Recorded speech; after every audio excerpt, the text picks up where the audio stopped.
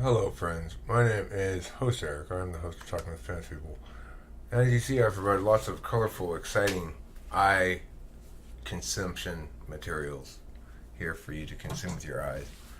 To make this extra, just juicy good, I'm going to give you a little oral, spelled A-U-R-A-L, meaning ear-related, little oral stimulation right now.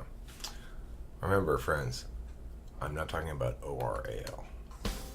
If that's what you want, you're in the wrong place. You're going to get only oral stimulation here. Hopefully that's good enough for you. So, anywho, a little smooth jazz sounds, as smooth that is jazz smoothness. We're going to talk today about argumentation. Or I'm going to talk today about argumentation, to be precise.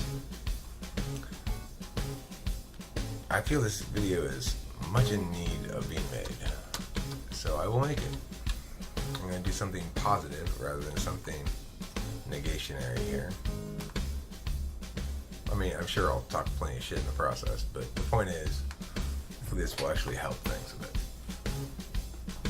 So I've been getting in a lot of conflict with a lot of people because it's difficult, frankly, to live in the world as somebody who understands how communication works in a vastly more deep and thorough way than almost anybody I ever encounter. Because, of course, I'm having lots of arguments with people all the time as they say things and I negate or they affirm, back and forth. The point is that it's frustrating. So let me go over some shit. Regarding the architecture of argumentation in general. First of all, there are limits that are in place or implicit or need to be addressed before you can even begin having any kind of a meaningful argument. And the limits I'm talking about specifically are the ones mentioned here. You need to have a resolution. Now, this is not like saying this is the rules, you have to do what you're breaking the rules. I'm saying for anybody to meaningfully have a discussion about anything that makes progress ideationally through rhetoric, these things must be accepted as true, or else you're guaranteed to just be wasting your time. There needs to be some point that you're disagreeing about that is stated clearly. Like, for example, is Delilah an FI user? That's the point I kept wanting to debate, right? If she is, prove that or establish that with reasons why she ought to be perceived as such. And the other party's resolution kept shifting. It depended. Well, hold on a second. Let's avoid that core resolutional question that would actually resolve the point. Let's sit around in silliness town, being silly. So, obviously, I wasn't particularly partial to that reality, but regardless, that was one of the things I encountered the last couple of days. If your refusal to be pinned down on a point in dispute that we are trying to resolve, the purpose of argumentation is to resolve it for all parties. It often doesn't do that, but ultimately it does over the long haul. When you have lots of different individual people having the same argument in different ways all over the globe, then pretty soon there grows to be a consensus about which arguments win and lose, right? It takes a while. I mean, you just got to build momentum and stuff. If you're questioning something that's established, well, you've got to build some momentum. People are going to immediately reject it, and no matter how great your arguments are, except for a few very smart people out there. Next, you got to do affirmation versus negation. If you're right, of course. If you're wrong, then that's a different matter. Affirmation versus negation. Somebody's affirming something, and the other person is saying that thing that they're saying is wrong. That's how any meaningful argument must progress. So you may take turns doing that sometimes. Like I might be arguing that Delilah's not FI. I'm negating the claim that she is FI, which I've heard from many people. But they don't want to affirm that claim. They want to negate my legitimacy to negate that claim or something, which is weird. They're telling me why my judgment about it's not reliable. It doesn't matter if my judgment about it's reliable or not. I'm not asking you to use my judgment as a means to... I'm not saying take my judgment for a reason to be why we ought to negate your claim. I'm saying your claim doesn't... You haven't established any of your burdens here. So understanding who's affirming and who's negating and what they're affirming and negating, that's number 1 and 2. Well, what are you affirming or negating, and are you affirming or negating? If you can't answer those two questions, then you're not having a meaningful argument about anything. So it's like we should all periodically go back to number one and number two. What are we arguing about, and who's affirming and who's negating? They have different jobs. It's easier to negate. That doesn't mean you should always negate. It means be aware of the fact that it's a little easier to negate. Of course, it can be pretty easy to affirm if you do a good job of it. That means limit the scope of the ground your claims claim. How much ground your claims claim is relevant. But we'll get into that. So number three, there's got to be a duration to this thing. It could be ongoing forever and ever. That's fine, but there's got to be a duration to the chapters of it at least. So this morning's video is one chapter of the argument. That's complete. It's done. Duration, number, and length of turns, so to speak. Well, what are the various arguments get made, and what are the answers to? And direct your responses and stuff to things that are specifically on the flow, which brings me to the point that number 4, there needs to be a flow. And the combination of duration and the flow means silence equals assent. If I make a point and you don't address it, that means you agree with it. Or at least you haven't questioned it at all. Because we only have a limited number of turns, and you just could simply be non-responsive the whole time.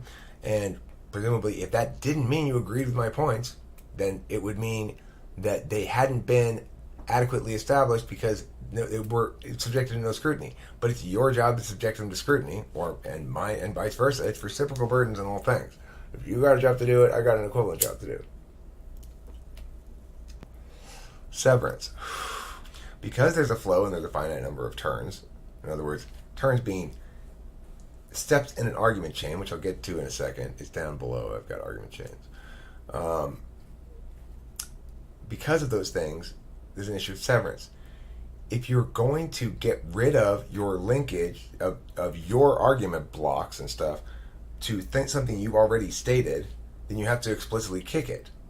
In other words, you can't say at the end of it, oh, I'm no longer arguing the thing I said earlier. And so the speech you just made about how that thing I said earlier indicates why I'm wrong and how you win the round, I'm no longer arguing that thing. But you would have had to have formally kicked it prior to me making that speech for that to work, right? You have to say, I kicked this argument, I detach myself from it, I'm no longer arguing that. If you don't explicitly say that, then you're stuck with your arguments. And that's what the issue of severance is. You can't decide after my turn to respond to you that you no longer are making those arguments. You're making brand new arguments. You're stuck with them. Question and answers. Also, answers and cross are binding. What that means is if you give an answer, again, without kicking it, you can't sever yourself from it. You have to explicitly kick that answer. You say, excuse me, I misspoke, or you have to say, no, I reject that now. I've changed my position on that. The thing about that is the reason that you don't want to end up doing that very often is because typically things are built on other things. If you kick one thing, then anything that's built on top of it falls down. So, values. Any argument should uphold automatically 2 values. 1, it should be progressive in the sense that you're learning something in the process of doing it. And what you're learning is what you can eliminate. That's what you're learning. Everybody, me, anybody. What we learn from arguments is what we should eliminate. That's the only thing we ever learn from them. So, it's like, if I'm making an affirmation that we should keep this thing, I'm making the argument that we should eliminate alternatives to it. Or that we should eliminate objections to it as not standing because of some reason. Or any number of other similar things to that. But we're always talking about eliminating things as a form of education. Knowing more about something means knowing what's wrong more. Knowing more what's wrong. That's the way argumentation works. I'm not saying that's the way life works. I'm saying that's the way argumentation works. The other thing is fairness. In other words, reciprocal burdens. If it's a fair enough argument for you to make that argument, then it's fair enough for me to make that argument. We can't attach our identities to the arguments. We have to evaluate the arguments on their merits. We might make arguments that link to the identities, and then we have to evaluate those arguments on their merits. Even if the argument that is being made is you should vote for me because of my identity, then we have to evaluate if that on its merits stands up against the other argumentation around it. You might say that's a bad argument. We use those kind of shorthand terms like, oh, this is a terrible argument. It's only a terrible argument contextually. So it's like, it depends what arguments are surrounding it. It might be the winning argument in a weird context. And in that case, it's the right argument for that context. It doesn't mean it's true. It just means it's the winning argument. And remember, the only thing we conclude from winning arguments is what we should eliminate. So if it's wrong about what we should eliminate, and we eliminate something unnecessarily, then in some later point that will come up as a point of dispute, and the truth will come out. Some wrong arguments will be winning arguments in some situations, but consistently over time, the right arguments will win more frequently. Teleology, winning. You might want to have an argument for any of these reasons. I want to win. In other words, like ego. I want to be smarter or better or whatever. Number 2, I want to learn about what I think that's wrong and get rid of it. That's going to be an inevitable consequence if you do the process right, whether you want that or not. So you might as well embrace it.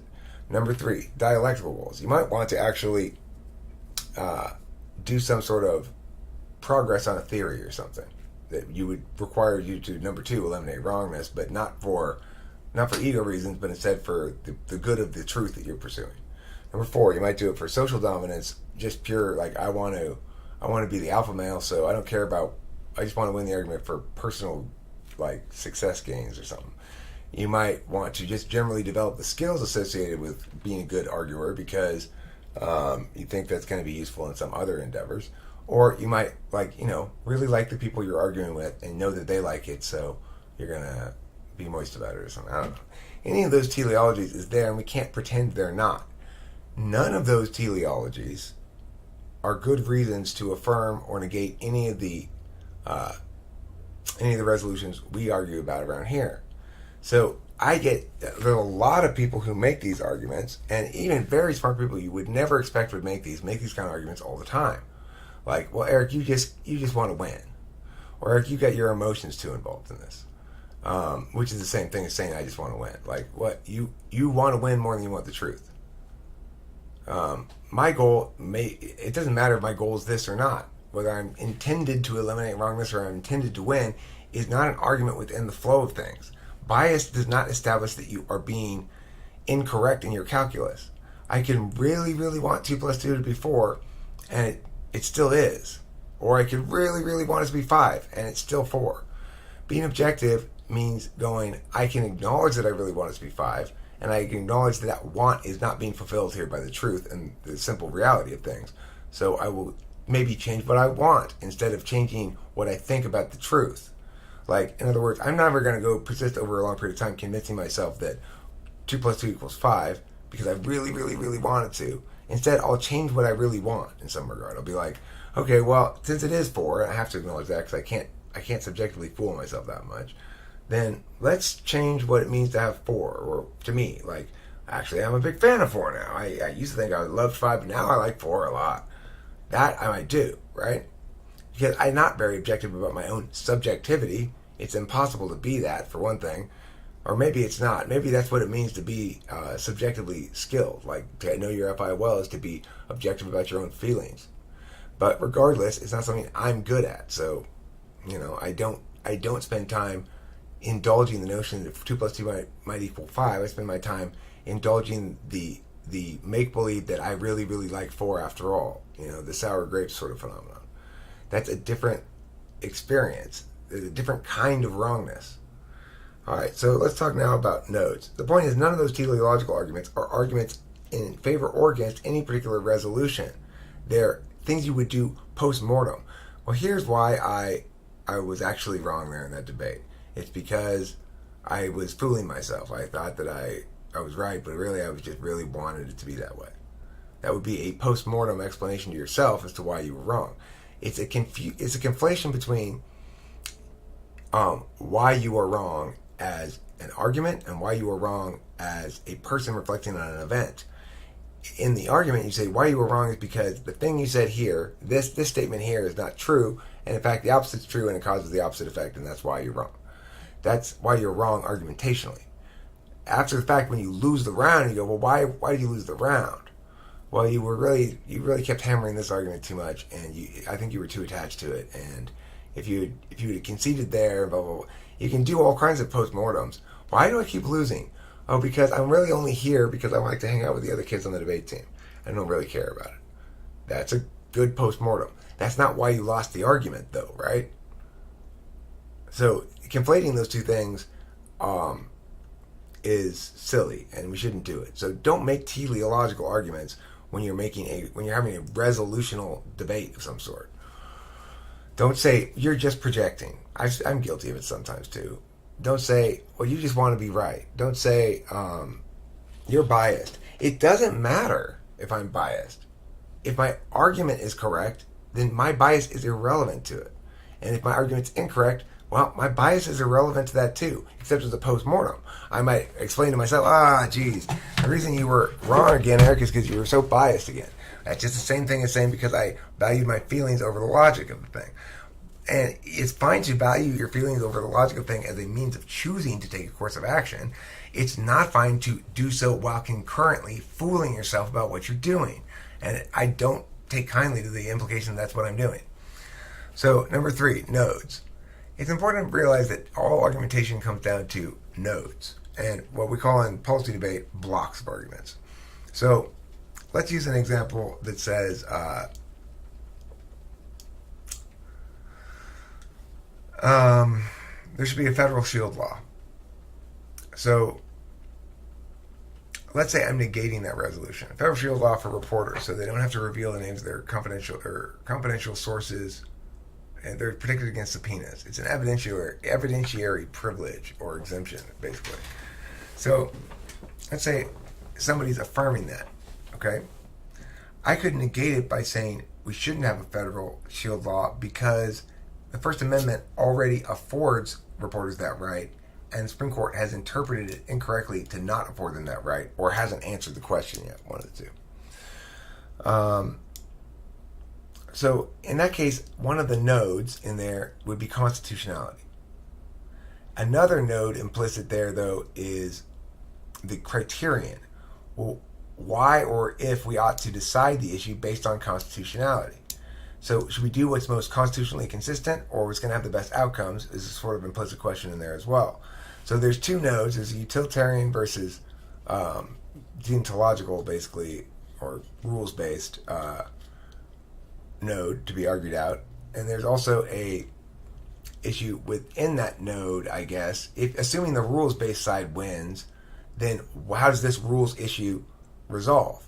If the outcomes-based issue part of the node wins, then that's irrelevant to deciding the whole question. So you do it conditionally. You say, well, if in fact the rules-based side wins, what would be the answer to this other node over here on constitutionality? Is it or is it not already constitutionally present that reporters have that protection? All right. So the thing is, these nodes change shape in turn-based fashion. If I'm arguing either of those nodes, part of what I'm doing is saying, this is what this node actually looks like. And the other guy's going to say, this is what this node actually looks like.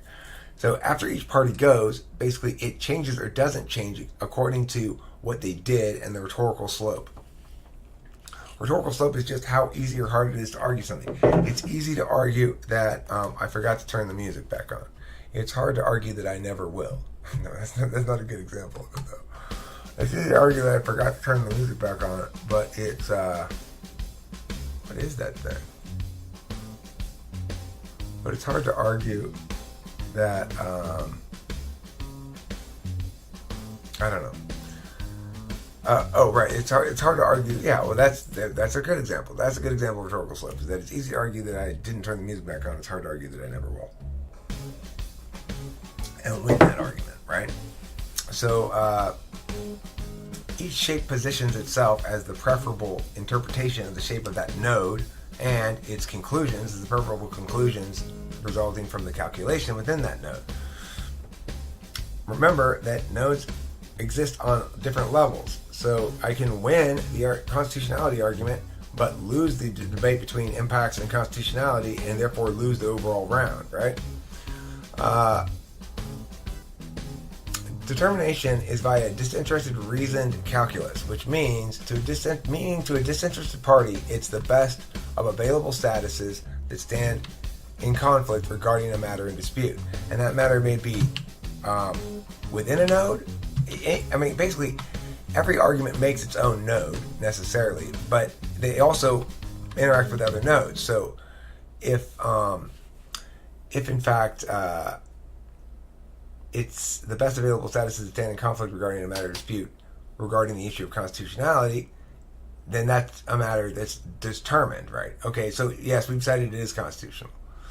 But note that even within that note of deciding what is constitutional, if you look down into the note itself and break it down, that there's a bunch of specific arguments in there that each of themselves can be thought of as existing in a framed level of determination, so that the top level frame is always determinate on the underlying questions.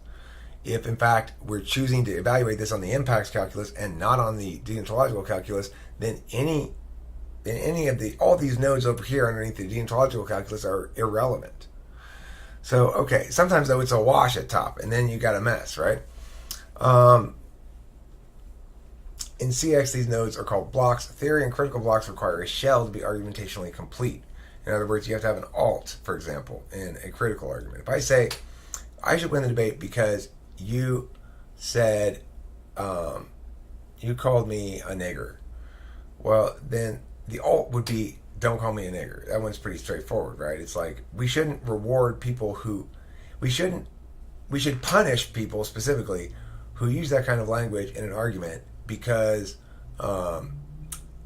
it's discursively bad enough that it disrupts the progress of argumentation as a whole, and so you're going to lose the round for using racially abusive slurs, even though you won on the flow, because to win on the flow requires you to uphold the values of education and fairness, and that violates those values, and blah blah blah, blah, or whatever you want to argue. Okay, so the fact that there needs to be an alternative means that, in other words, for you to be argumentationally complete, you have to provide something that's falsifiable.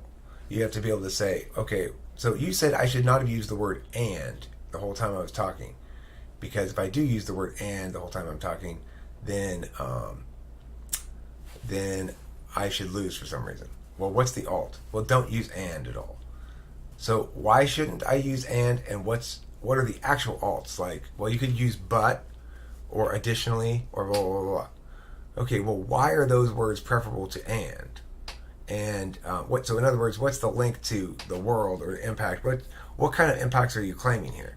Normally in critiques or theory arguments, you're claiming pre-fiat impacts. And pre-fiat impacts mean before we even address the question of the resolution, we should vote against you because we can't leave until they're done voting for or against one of us.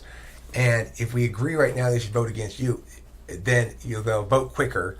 And as soon as you get out of this room, or as soon as the vote's delivered, then the police are going to come arrest you for that mass murder you committed. So we should definitely vote for me as a winning person, because to do so is to agree with this is the fastest available option to get you arrested for the horrible crimes you committed. That would be an example of a critique. It's talking about real world impacts outside of the resolution, and it's saying you should vote for me because I'm going to affect the most meaningful change and impact and real positives we can affect in the world, link not to the post-fiat or post-resolutional argumentation, but rather to the reality of us both being humans in the moment in space and shit happening or whatever. Okay, so let's move on with a little bit more smooth, that is, jazz music. This time I'm going to put it on repeat. Oh yeah, baby. You know that's how I like it. You and I both like it that way. Okay, so each node necessarily has its own framework. So let's look at that constitutionality issue. If I'm going to say, okay, well, we shouldn't, because they shouldn't pass a federal shield law because it's redundant or unnecessary. We already have that right in the First Amendment. And to pass a federal shield law is to tacitly admit that we don't have that in the First Amendment, which reinforces an incorrect understanding of the First Amendment. A correct understanding of it is that reporters already have the right to do that, and courts need to recognize that right. Okay, well, on the one hand, the other person might go, okay, so even if it's redundant, let's say, would that reality change if this shield law passed? Would it cease to be the case that the court should recognize that, or would it remain the same? Well, it would remain the same. Okay, so then it doesn't matter. It doesn't do any harms for us to pass this law. It's just, according to you, it protects reporters for the wrong reason. Well, yeah, I guess so. Okay, well then, perm, right? Perm do both is what the neg is gonna, or is what the aff is gonna say. The aff's gonna say, well, fine. Then I agree the courts ought to do this, but in the meantime, it won't do any harm. We might as well. It will actually afford the real protections to the people. So we should just do both things. I agree that the court should eventually rule in that way, but we should, in the meantime, do what I'm advocating, which is a federal shield law. And then the neg would have to say something like, no, because if we do that, then the court won't address it, so they won't have standing to address it because it won't be an issue that's causing harms, and therefore that just locks into place forever the wrong interpretation of the First Amendment, which because the issue will never be adjudicated. But we need to adjudicate it because it's informative of these other issues or something. You can make that argument, right? You can see how these things frame at different levels. So if I win that point about it locking out from the Supreme Court's adjudicatory power any further rulings on that point, then case law set in stone, then that's a good enough reason probably for us to say that they're not permeable, that you can't do both without harming, without losing one of them. So it's like you will lose the ability to rule correctly on the Constitution if we choose your alternative solution. That may solve it for reporters and sources, but it doesn't solve it for the country's understanding of liberty and rights and for the legal correctness issue. And then you'd have to point out, you'd have to have the argument, well, what's more important? Is it the actual outcomes or the legal correctness?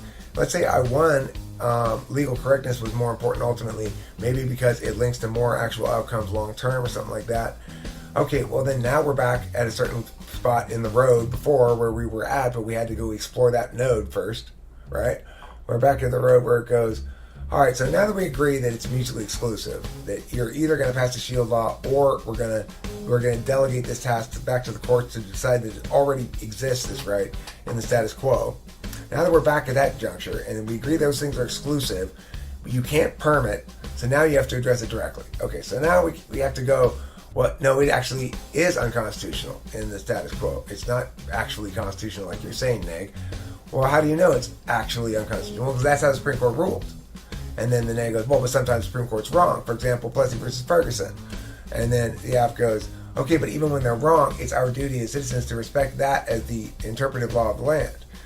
Okay, but, says the other side, okay, but even if it's the case, it's our duty as citizens to do that. This is a discursive space where we're discussing what the normative status of that is and what they ought to be doing, not what they actually are doing. Even if you can win the descriptive argument and the prescriptive argument, you're losing the normative argument, and that should take predominance. And then you might have an argument about whether or not the normative ought to take precedence over the prescriptive or not, for example.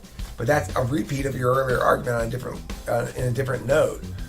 So that's how shit works, okay? If you got all that, if you didn't get all that, push replay and watch it again. This is fucking gold, what I'm giving you here. So if you're able to understand it, if you're able to go this fast, even if you got it pretty much the first way through, watch it again.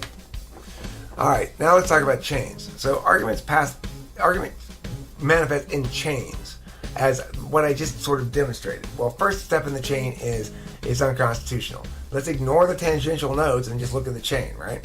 It's unconstitutional. No, it's not, because the Supreme Court's ruled it's not constitutionally existent in the status quo. In other words, the first argument is really there's no inherency. There's no inherency to this problem because you already have this right. We don't need to pass the law. They say, no, we don't already have the right in the status quo because the Supreme Court has ruled we don't already have that right. Then, well, the Supreme Court can be wrong. Well, even when the Supreme Court is wrong, we have to respect that as the law of the land. Well, we're not in that space as citizens where we're choosing to make a decision about whether to respect the law or not. We're in a discursive space where we're discussing the normative outcomes of it. And then so forth. That's a chain with ignoring all the tangential nodes that you might have to argue out on it, right? It's important to note that chains often pass through multiple nodes. So an element in one chain is going to be impactful within another chain and becomes part of that chain. Then it's sort of each tangential node that gets resolved becomes a singular term that represents that resolution of that node in truth table fashion. Yada yada. Okay, now let's talk about tactical avoidance techniques that fucking piss me off. Oh, that's right. I was going to do tactical and strategic avoidance critiques. I didn't finish making this document. Alright, so after limits, we've got avoidance critiques. Avoidance techniques, I should say. I don't know why it says critiques. Okay, so the most common one is ground shifting. And these things all link back to what I've already talked to you about. Ground shifting means I refuse to agree on the resolution. What are we arguing about here? Let's resolve things one at a time. No, as soon as you start talking about this, I'm going to talk about this other thing that you did. It's that, like, women do this constantly, or at least Kimberly does, where you go, okay, Kim, we need to talk about this. It wasn't cool when you blah, blah, blah, blah. Well, it wasn't cool when you blah, blah, blah, blah, blah. That's shifting fucking ground. Let's resolve the first thing, and then we can have that as a separate discussion if you want. But if you're avoiding, that's a way to avoid what I'm saying, is to shift ground, right? There's lots of other ways people shift ground by simply going, like, when you start cornering them somewhere, they go somewhere else. So you go, all right, well, is it phyletic gradualism? Is it punctuated equilibrium? Is it both or neither? Or something else? That includes every possibility. If you won't answer that question, then you're just saying, I don't know, is the correct answer. I don't know. And that's fine to say that as an answer. If you genuinely don't know, if like Susie, I'm pretty sure when she came into that argument the other day, she didn't really know she didn't realize that she didn't know what evolution was. She didn't know about punctuated equilibrium, I don't think, and phyletic gradualism, and didn't realize that she hadn't actually looked into it or anything. So when I got her cornered and I was saying, okay, well, tell me then, I tried to get her to give me an answer to the question of which evolution was she advocating for? Because even if you say it's both, it can't be both for any given species. It might be some species are this, some species are that, but it absolutely is mutually exclusive to be both for any given species, because in phyletic gradualism, it's taken the full 4 billion years to get to the form they are, whereas in punctuated equilibrium, it's happened very quickly and then they've reached stasis. Phyletic gradualism says evolution is ongoing, very slowly over time. Punctuated equilibrium talks about it reaching periods of equilibrium, namely where individuals of species hover around the phenotypic mean. So it is exclusive, and to avoid that by going like, well, I'm going to just change the topic, or I'm going to change the subject, or talk about you and your emotions or something, which she does a lot of, I don't know why. That's ground shifting. All right, frame muddling is when you basically do everything you can to avoid there for being any sort of falsification test for anything, where you go like, no, I won't agree, whether you just avoid it or just don't agree or whatever. I won't work with you to find a test that we can eliminate X or Y or something where we can actually make progress. It's a way to avoid making progress. It's usually I guess it's more of an AF technique, maybe? It's hard to say. It's very similar to criterial avoidance. I guess it should be a subset of frame muddling. I guess these should all be subsets of it. Criterial avoidance, dissembling, and obfuscating. Whereas this is different. Okay, so dissembling and criterial avoidance. Criterial avoidance just means like trying not to define a success criterion or failure criterion for any given element of any given argument. If you try to do that, then you're just criterially avoiding being held to anything. You don't want to be held to account. You don't want your words to mean anything. Dissembling is trying to get you bogged down inside of an irrelevant node. Well, let's keep arguing about what color hat he had. No, that doesn't matter. But if we can find this, let's concede the node and we'll close it up and we'll pack it up as an on position status on that one and we'll move on. Or an off position status.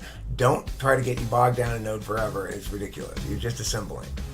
Obfuscating is when you put up a lot of arguments that are like misleading, I guess you'd say. Either misleading in their relevancy, which is the most effective way to obfuscate. You put up a bunch of arguments that sound relevant because they're related, but aren't actually responsive to anything. And then the person has to go explain why each one of them was not responsive. So that's an effective way to obfuscate. Another way of obfuscating, though, is just to use words willy-nilly that don't really mean what you say they mean. Is you start cluttering the field with a bunch of misused words, undefined terms, and vagaries like that, then you can undermine the ability of anybody to make any progress. So I guess all these things, these avoidance techniques, might be called pathological techniques. They're about the individual person, not about the arguments. They're avoiding the actual arguments.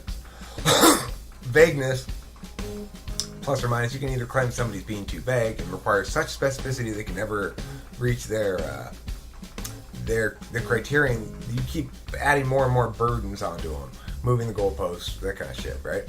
Or you can say that, use it as a vagueness critique, like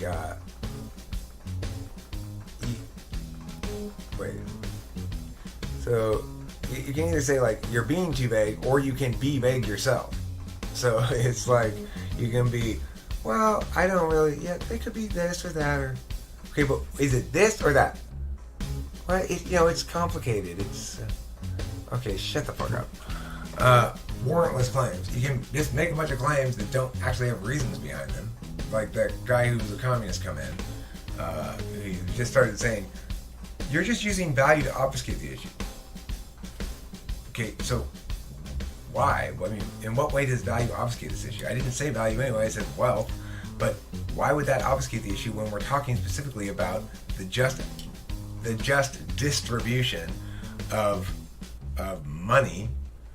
Why would the thing that money represents not be a meaningful question to articulate here? How am I obfuscating? Well, that's the same thing as like just strewing words around, not caring what they mean, That's basically what he was doing. Warrantless claims, I did that one. Okay, so I guess that's about it. The takeaway here is pretty straightforward. It's, if you want to argue fair and decent, like a decent person argues, then number one, stay away from pathos. It doesn't matter what someone's emotional state is. It doesn't matter if you've got their elocution down spot on or not. You could be absolutely right. The person's projecting and they're just trying. It's all about their ego and they just want to win. Whatever. You're not being responsive to their points. If you can't defeat their points, they're going to win despite that, and they should, because they're right. Remember, rightness is something they get to hold on to until you defeat their arguments. It's not like permanent.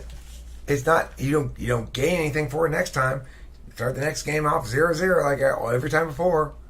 So if you're right over time, that means you're winning the arguments. If you're wrong over time, it means you're losing the arguments. If you lose an argument to me, which lots of people do, the best thing you could possibly do is embrace that to eliminate the wrongnesses within you and your argumentation that lost to the arguments I made. Now, if you can come up with winning arguments, then I'll do that exact thing. I will jettison my losing arguments and choose your winning arguments instead and make those from now on. It's what I've always done since like day one in life. As a consequence, I'm not wrong about much. I'm not wrong very often. I don't like being wrong, but I'm very objective about it. And when I am wrong, I'm quick to benefit from that by jettisoning my wrongness and embracing the correct arguments, which are, say, the winning arguments on a given point. So the reason it's easy for me to do that is because I was a debater in high school where you learn to argue both sides of every position. I said it to Washington in the video earlier today, and I'll say it again. If you were having trouble in arguing with me, the single best thing you can possibly do is ask me in that moment to switch sides and make your arguments for you. Nobody ever does, because nobody seems to respect the fact that I genuinely understand vastly more than they do about how communication resolves dispute. Period. It's not me being egotistical or whatever. This may be bad FE in terms of my polishing and delivering it for your consumption, but it's the fucking truth.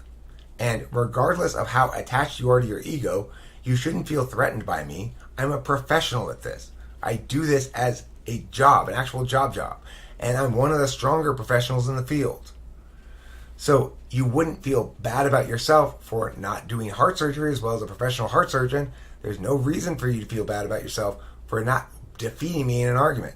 There is reason to feel bad about anybody who has reason to feel bad about themselves if they don't take opportunities to get rid of wrongnesses by utilizing resources that are right in front of them. Ask me to argue your side, and you'll hear why, in very short order, I'm disabusing you of your wrongness. Because even the things that you're saying, they may be wrong, but they're not the best kind of wrongness you could be. You actually improve on your wrongness substantially. So even if you want to keep arguing the same side, let's say you're attached to it, you decide to say, I'm going to keep arguing this political position for feelings reasons. But I want to argue it as well as possible from a thinking perspective. Well, you can take the best arguments I can give you. And you can argue the wrong side to your heart's content. At least you'll argue it better than you're arguing it now. So that's what I have to say about all of this shit going down here. And the raging shitstorm over Delilah's type and Eric being right again. I'm sorry I'm right again. That's just how life goes. Why? Because I always embrace every time I'm wrong to jettison the wrongness from my body. As you should. So, take the meow and put it in your meow and meow the meow meow. That's all I have to say about that. I read in a Reddit thread the other day, I'm so glad I'm not like host Eric. For one thing, why do you like other people so much better? And I guess this was in a comment thread. I did read a Reddit thread something about somebody hating on me for some reason. But in a comment thread, somebody said, well, why do you like these other people better than Eric? And she's all, well, at least they never say meow.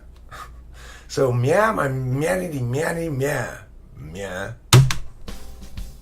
Meow-giddy meow. Take my throbbing meow and put it in your meow every day.